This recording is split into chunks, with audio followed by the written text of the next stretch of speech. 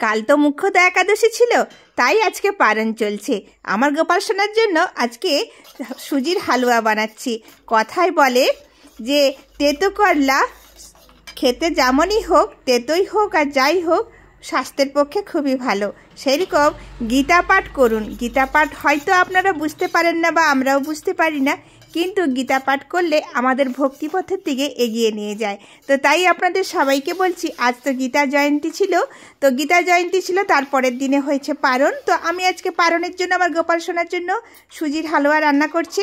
তো আমার অবশ্যই গোপাল সোনাকে সুজির হালুয়া দিয়ে ভোগ নিবেদন করে আমি পারণ কমপ্লিট করব। আমার অনেক বন্ধুরা আছে আমাকে কমেন্টস করে বলে, দিদি ভাই তুমি খুব সুন্দর করে ভিডিও বানাও।